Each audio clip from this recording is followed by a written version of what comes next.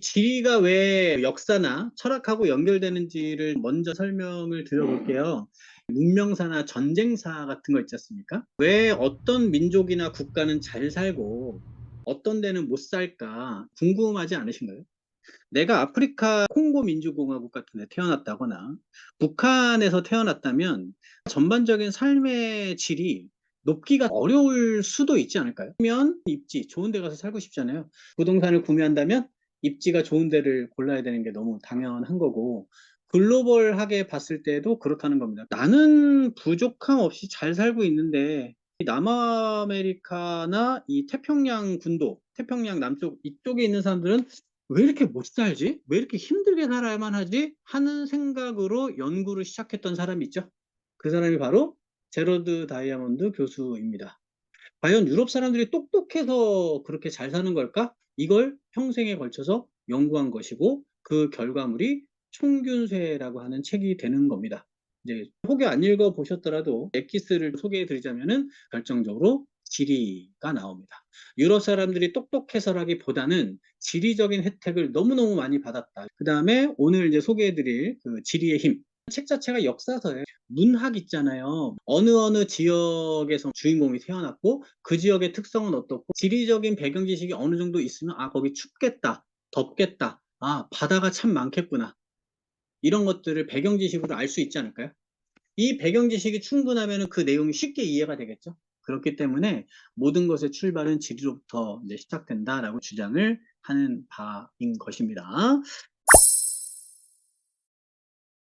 구글 지도를 가지고 설명을 드려보겠습니다. 네, 이렇게 우리나라 이렇게 보시면 이렇게 평면으로 나오는데 줄여보시면 원형으로 나옵니다. 네. 그리고 여기 구글 지도에 여기 왼쪽 마우스를 이렇게 올리면은 terrain이라고 되어 있어요. 요거를 딱 클릭하면은요. 여기 뭐 바뀌는 거 보이세요? 여기 눌러보면 바뀌는 거 보이시죠? 네. 산맥이 보입니다. 아, 이게 산맥 느낌이구나 하는 게 보이실 겁니다. 여기 적도가 있죠? 적도. 네. 그러니까 태양이 가장 가까이 닿는 곳이죠. 한마디로 덥죠. 태양이 덜 닿는 곳 너무 춥죠. 중간선이 있겠죠. 북이 38도 선이에요. 38도 선을 기준으로 한번 대충 볼까요? 여기 우리나라 대한민국 쭉 그어보면 어떻습니까? 여기서부터 4대 문명이 출발한 거예요. 춥지도 않고 덥지도 않은데, 춥지도 않고 덥지도 않은데, 거기다가 기왕이면 뭐까지 있어야 돼요? 먹고 살 물이 있어야 되잖아요. 근데 물은 여러분 첫 번째는 무조건 식수가 맞거든요. 근데 두 번째가 또 중요한 게 뭔지 아시죠? 운송수단이에요. 육로보다 해로가 훨씬 쌉니다. 훨씬 효율적이라는 거예요. 38도 언저리에 뭐가 있는지 한번 봅시다. 자, 이렇게 중국의 황하 문명이 여기 있네요. 그 다음에 여기는 조금 남쪽 나라긴 하지만 인도의 인더스 문명 있죠. 그 다음에 여기로 가시면은요, 여기. 예. 대략 이 동네 보시면 여기가 뭐죠? 메소포타미아 문명. 예. 메소포타미아가 뭐죠? 메소가 사이라는 뜻이라고 했죠. 강 사이에서 생겨난 문명. 그 다음에 여기에 보시는 카이로라고 돼 있죠. 여기 이집트 문명이 이렇게 있는 겁니다. 그렇죠? 이게 4대 문명의 출발점이에요. 근데 저는 4대 문명이라고 하면 조금 그런 게 5대 문명도 괜찮지 않나 싶은 게 뭐냐면 여기가 4대 문명에서 이제 메소포타미아인데 그리스의 동해 여기가 에게 문명이 있어요. 에게 문명. 지금의 유럽 문명을 형성한 거는 이렇게 건너온 거예요. 메소포타미아 문명이 발전해서 에게 문명을 거쳐서 유럽 전체 퍼진 겁니다. 네. 총균세의 기본 포인트를 말씀을 드릴게요. 유럽이 문명이 여기서부터 시작이 됐잖아요. 근데 이게 옆 동네로 가기 좋았다예요. 그쵸? 기후나 지리적인 요건이 좋았던 거죠. 근데 반대로 보시면 여기 이렇게 이제 옛날에 로마 제국이죠. 예, 여기 북아프리카 지역하고 여기 유럽 지역을 합쳐서 이제 로마 제국인데 이 로마 제국의 경계선이 되는 여기가 뭔지 아시죠? 사하라 사막이란 말이에요. 사막이 있었다고요. 그럼 사람들이 오가기가 좀 힘들지 않았을까요? 그럼 상대적으로 여기에는 문명이 발전되기도 어렵고 심지어 전파되기도 어려웠겠죠. 좋은 기술들이 막 발전했는데 이게 여기로는 전파되는데 여기는 사막에 가로막혀서 전파되지 못했다. 위아래로는 문명이 잘 전파가 안 된다라는 거예요. 왜 그래요? 위아래로는 뭐가 달라져요? 기후가 달라지잖아요. 근데 여기는 어떻습니까? 네, 여기 지금의 중동 지역하고 여기는 기후가 크게 다르지가 않았죠.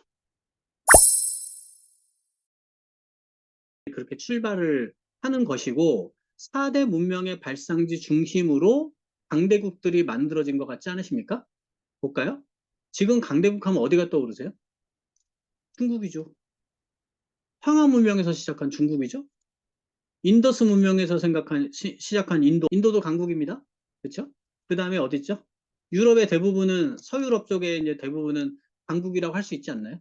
이거는 메소포타미아 문명에서 에게 문명을 거쳐서 유럽 문명이 만들어졌기 때문에 가능했습니다. 그 다음에 이 유럽 문명의 확장판이 어디입니까? 최종적으로 넘어가서 북미 대륙의 미국, 지리의 힘이 나오는 건데 미국에 대해서는 보시면은 이거는 정말 뭐 끝장이죠.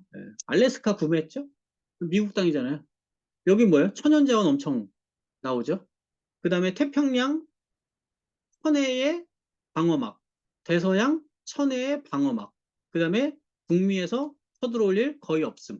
인구도 별로 없고. 멕시코, 감히 미국을 쳐들어올 수 없죠. 셰일가스 터졌죠? 석유 터졌죠? 웬만한 자원들은 전부 다 있죠. 네. 이런 식으로 지리의 혜택을 굉장히 많이 받은 나라와 그렇지 못한 나라가 있는 거죠. 그러니까 지정학이라고 하는 것은 지리와 정치를 말하는 겁니다. 지리에 관련해서 정치적인 판단을 해야 되잖아요. 그러니까 국제전쟁 뭐 이런 거 다 지정학적인 거죠. 그래서 러시아가 여기를 점령해야 되는 이유는 첫 번째, 흑해를 점령해야지 여기 터키의 보스포러스 해협을 통해서 에게해를 통해서 지중해를 통해서 지브롤터 해협을 통해서 힘들긴 하지만 어쨌든 간에 바다로 나갈 수 있는 여지가 생기죠. 러시아가 크림 전쟁을 치르고 뭐 했던 이유가 거기에 있는 거고 이게 첫 번째 이유가 되고요. 그 다음에 이제 두 번째로 보시면 미국은 지들은 뚝 떨어져 있잖아요. 근데 전 세계를 지배하고 싶잖아요. 그러니까 영향력을 주고 싶죠. 그러니까 영향력을 주고 싶으니까 유럽에 영향력을 주고 싶어서 뭘 만들었죠? 나토, 북대서양 조약기구죠. 그러니까 EU라고 하는 것은 유럽의 경제 공동체라면 나토라고 하는 것은 미국을 포함한 군사 공동체거든요. 근데 군사 공동체 이 나토에 애매한 위치에 있는 애들이 누구예요? 우크라이나인 거예요. 우크라이나가 나토에 가입을 하는 순간 어떻게 되죠? 러시아는 적국과 맞닿아야 된다는 불편함이 생기는 거죠. 네, 그래서 완충지대를 만들어야 되기 때문에 얘네가 나토에 가입을 못하게 하는 겁니다. 그러니까 러시아 입장에서는 되게 가벼운 간단한 이슈가 아니라는 거예요.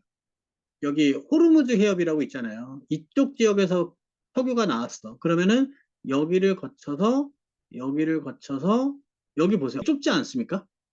여기가 말라카 해협이거든요. 말라카 해협을 거쳐서 그래서 중국이나 일본이나 한국으로 뭐가 들어옵니까? 기름이 들어오잖아요. 그 얘기는 뭡니까?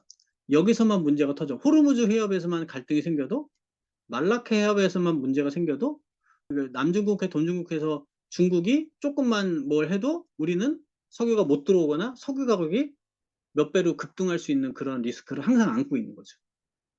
그 다음에 이번에 뉴스에 나왔잖아요. 후티 반군에 대한 그 미국이 공습을 가했죠. 근데 거기도 여기입니다. 모세가 갈랐다는 홍해는 이쪽이고요. 네. 여기 전체가 홍해입니다. 네. 여기. 요 밑에가 소말리아고. 네. 그렇죠? 여기도 보시면은 뭔가 요충지라는 느낌이 드시죠? 좁아지는 동네 있죠? 여기로 볼게요. 여기로. 네. 좁아지는 지역은 전부 다 전략적 요충지입니다. 여기 보시면 기브롤터 해협이 있죠? 네, 스페인하고 여기 모로코 사이에 있는 여기. 자, 해협의 가장 특징이 뭐라고요? 바다인데 육지로도 건너가기 되게 쉬워요. 그러니까 대한 해협이 있어서 임진왜란이 일어나기 쉬웠고요. 지브롤터 해협이 있었기 때문에 옛날에 어떻습니까?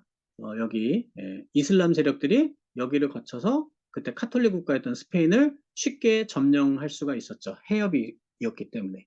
그렇죠? 파나마 운하 같은 경우도 보시면은 여기 물류 관점에서 보시면은요. 여기 파나마 운하, 그러니까 여기 뚫은 거죠. 이렇게 운하. 이게 없으면 물건이 이렇게 돌아가야 되잖아요. 근데 운하를 뚫으면은 바로 갈 수 있잖아요.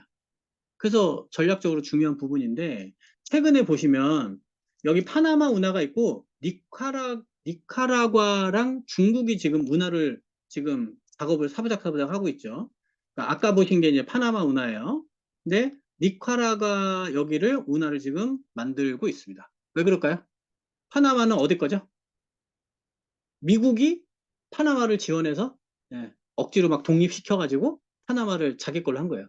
근데 중국이 미국한테 모든 거에서 대들잖아요. 우리 거 만들 거다. 그래가지고 지금 니카라과에다 손을 내밀어가지고 니카라과 언어를 뚫고 있는 겁니다. 현재의 우리의 모든 지정학적 그런 이슈들이나 뉴스에 나오는 것도 전부 다 지리라는 배경 지식을 모르면 이게 좀 너무 좀 가깝게 느껴지지가 않는 거예요. 여기 보시면 2630년이죠. 예수님 태어나기 전 1700년대, 27세기가 되겠습니다.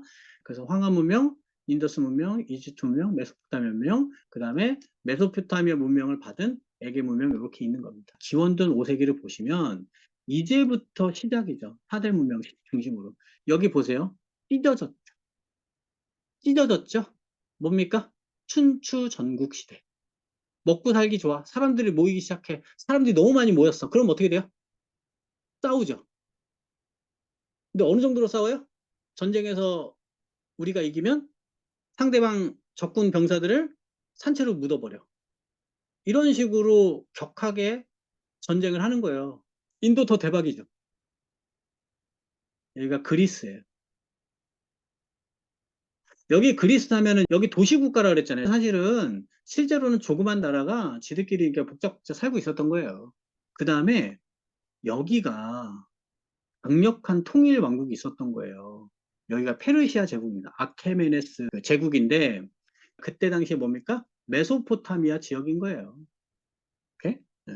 그래서 강력한 왕권. 그러면 피해자가 있기는 하지만 전반적으로는 그래도 평화롭지 않을까요? 황제 말만 들으면 그냥 먹고 사는 데는 지장 없는 정도는 되지 않을까? 확률적으로. 근데 여기는 어때요? 춘추전국시는 어때요? 언제 전쟁 나고 언제 죽을지 몰라요. 그렇죠. 그래서 이때 중국 지역에서 뭐가 나왔죠? 제자백가가 나온 겁니다. 왜 치고받고 죽어야 되지? 이 철학과 사상이 이 역사적인 배경에서 나올 수밖에 없었겠죠. 이 메소포타미아 문명 여기 아케메네스 왕조 입장에서는 이쪽도 먹고 싶지 않았을까요? 여기 조그마한 애들이 보세요. 이 아케메네스 왕조 지금의 터키입니다. 터키의 이 해안 쪽을 누가 지금 먹고 있습니까? 그리스가 먹고 있죠. 이거 내비둘 수 없죠. 자존심 문제기도 하고. 그래서 기왕에 얘네들을 치는 김에 어떻습니까? 이쪽 그리스 동네 얘네들을 통째로 쳐가지고 이겨야겠다라고 하고 전쟁을 벌입니다. 그래서 전쟁을 벌여서 싸웠는데 누가 이겼죠? 그리스가 이겼습니다. 그렇죠? 네. 네. 그래서 페르시아 전쟁이 그리스의 이 승리로 끝나고 이 자랑스러운 역사를 기록으로 남겨야겠다. 그게 뭡니까?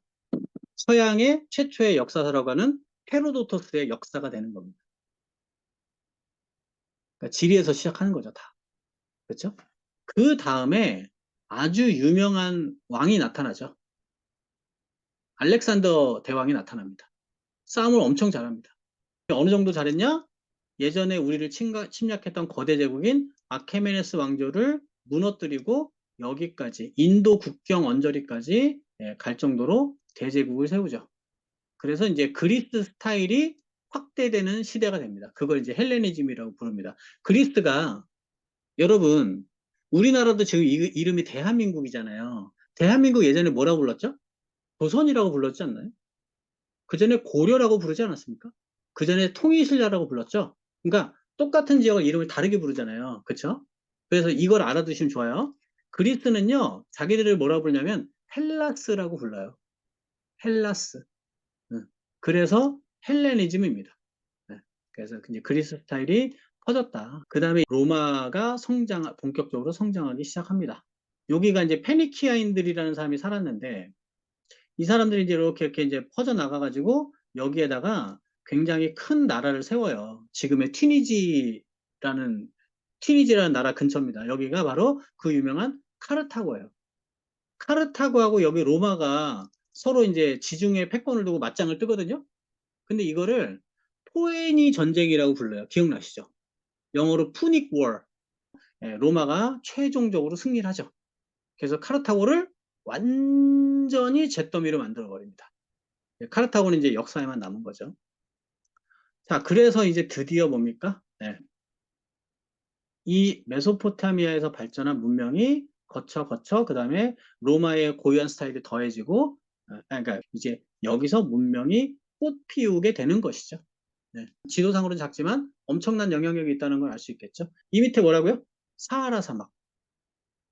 그러니까 여기서 지중해를 통해서 막 왔다 갔다 하면서 수많은 지식과 정보와 식량과 기술들이 오가는 동안에 뭐예요? 여기는 그리고 여기는 뭐예요? 잠자고 있었죠. 물론 여기 있어요. 저 잉카 제국하고 다 있어요. 근데 이 문명의 수준이 완전히 차이가 엄청 나는 거죠. 그러니까 지금 역사에 엑스맨이 있습니다. 유태인들입니다. 이 엑스맨들이 지금도 어마어마하게 활동하죠. 지금 이 역사 엑스맨들이 뭐 하고 있죠? 미국의 브레인들이잖아요. 중동 전쟁 다시 막 일어나고 있는데 이게 지금 전부 다 역사의 엑스맨들이에요. 그러니까 이때 당시에도 여기 유태인들이 있었단 말이에요. 이 지역에서 예수님이 태어나셨고 돌아가셨고 사도 바울이 여기 로마 제국 지역을 여기를 다 돌아다니면서 선교 활동을 하고 막 편지를 보내죠. 힘내라고. 그게 전부 다 이제 우리 신약 성서에 나오는 고린도전서, 후서, 에베소서 다 이런 게 전부 다 그 편지들이에요. 힘내자. 어? 로마 제국의 황제가 우리를 인정해주지 않고 막 기독교인들 막 보이기만 하면 막 잡아다가 막 호랑이 막 있는데 막 검투사 경기장에다 집어넣고 막 죽이고 막 찢어 죽이고 막 불에 태워 죽이고 막 이랬잖아요. 그게 지금 이 시대거든요. 근데 그러다 313년이 됐어. 로마 제국에서 아, 이 지독한 놈들. 우리가 항복 그래가지고 313년에 밀라노 칙령이라는 게 이제 생겨가지고 이제 기독교를 봉인하는 거죠. 그러니까 이번엔 정반대가 된 겁니다. 그렇죠? 기독교를 박해하다가 로마 제국은 전부 다 기독교 국가가 돼버려요. 게르만족이 이제 이쪽에서 넘어오면서 이쪽 서로마 제국을 멸망시키거든요. 근데 다행히도 이 여기로 들어왔던 이 야만족들이 크리스찬이 돼. 얘네들도 종교를 그대로 받아들이는 거예요. 로마 제국이 가만 생각해 보니까 너무너무 대단한 나라인 거예요. 그래서 얘네들이 새로 그 세운 나라 이름도 뭡니까? 홀리 로만 엠파이어. 신성 로마 제국입니다. 실제 뜯어보면 이거 좀 그냥 각 나라들이 막 분열돼 있거든요. 근데 어쨌든 이름만큼은 뭡니까? 신성 로마 제국. 지금의 이제 독일 지역입니다. 이런 식으로 계속 문명이 연결이 된다라는 겁니다. 그다음 이제 갑분 몽골 나오고요. 그다음 이제 대항해 시대로 대항해 시대가 이제 지리의 특성을 잘 보여주는 사건인 게 뭐냐면 여기가 기독교 문명권이고요. 여기가 이슬람 문명권이 이제 생겨나 어느 정도까지 이제 세력이 확대가 되냐면 이게 이슬람 지역이에요. 이슬람 지역이 이렇게 됩니다. 이렇게 이렇게. 그러니까 거의 둘러싸 이 유럽 문명을 둘러싸요. 근데 이때 결정적인 문제가 뭡니까? 여기 중국하고 인도하고 교역하던 상인들이 오가기가 힘들어지겠죠? 그렇죠? 가장 힘든 게 뭐죠? 이쪽 끝에 있는 애들. 물건이 오기도 힘들고 물건도 비싸고 게다가 여기는 또 여기 피레네 산맥 있잖아요. 어쨌든 무역은 해야 되니까 포르투갈에서 먼저 아프리카 항로를 이렇게 험난한 길을 개척을 한 거예요. 그러다가 우연히 이쪽을 발견하게 된 거예요. 지금 16세기거든요. 대항해 시대가 시작될 때 잉카 제국이 있었거든요. 근데 보세요. 지도상만 봐도 대충 아시겠죠? 여기 그냥 뭐 아무것도 발전이 없단 말이에요. 여기 잉카 제국이 있고 여기 보시면은 여기 마야 문명 있죠? 네. 요 정도였어요. 요 정도. 네. 중앙 아메리카에. 그러니까 여기서 여기를 발견했을 당시에는 어떻습니까? 그쵸? 문명의 수준이 여기서는 지중해에서 서로 간에 막 치고받고 하고 뭐 전쟁하고 막 총균세, 총도 발명하고 세균에 대한 면역도 생겼고 철기도 이제 막 쓰고 이러는데 말도 타고 갔지. 총도 있지. 네, 그렇죠? 그래서 이제 여기를 이제 수탈하기 시작하는 게 되는 거죠. 그러니까 사실 우리가 일제 식민지를 겪었다라는 건 사실은 굉장히 아픈 게 뭐냐면 정서적으로도 지배를 당하고 자원도 수탈을 당하다 보니까 문명이 사실 더 발전하기 힘들어요. 근데 식민화를 했던 쪽의 입장에서 보면은 너네가 레벨 1이었어. 우리가 레벨 100이거든? 너네가 레벨 1이었는데 그래도 우리가 레벨 40 정도 올려줬잖아. 그럼 너네가 우리한테 감사해야지. 이게 일본이 하는 소리예요. 식민지 근대화론이 그런 겁니다.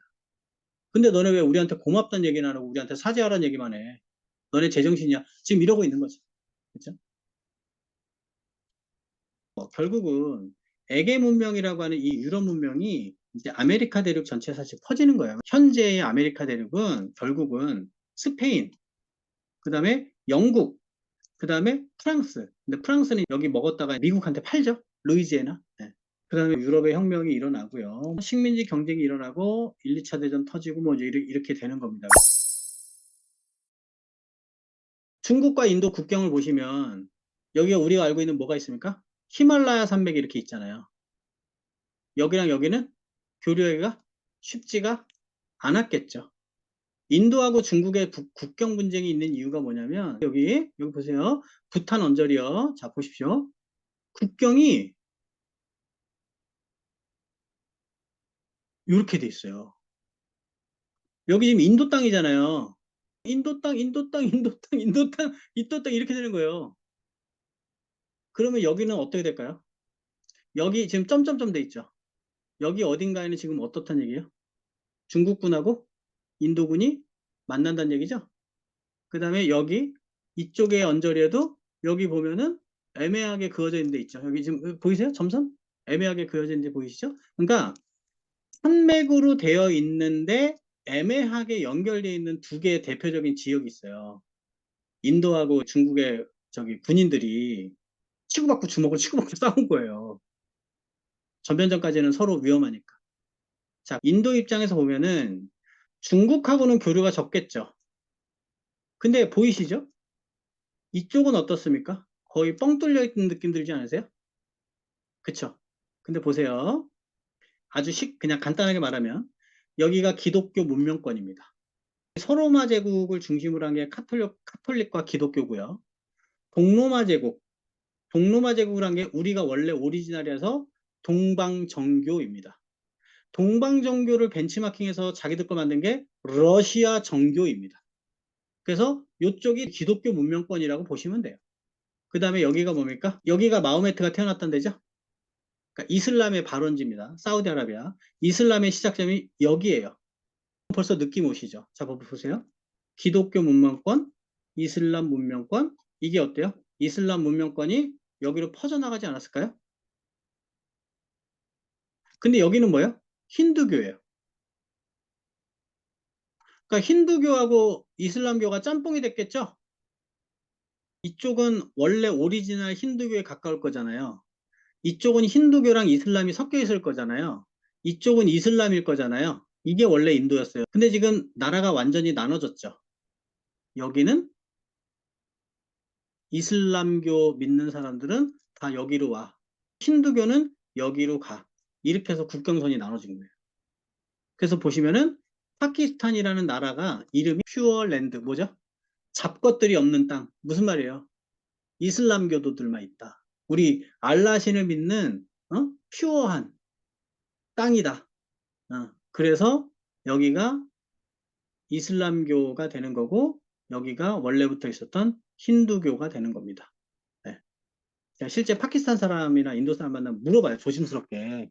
야, 너네 그래도 같은 민족이잖아. 근데 너 정서적으로 너네 진짜 미워하냐?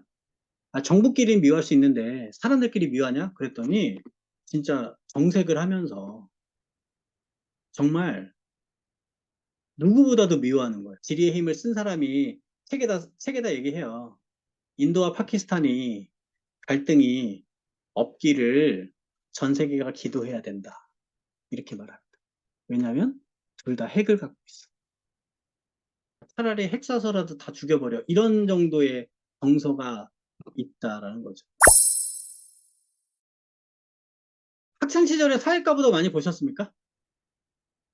네. 저는 잘 못 봤습니다. 네. 사회과부도를 받기만 했지 보질 않았어요. 네. 그리고 기본적으로 지리가 암기 과목이었다 보니까 재미가 없었습니다. 네. 근데 지리에 대한 기초적인 개념이 있으면 뒤에 갈수록 지명 같은 게 나올 때 오히려 재밌다.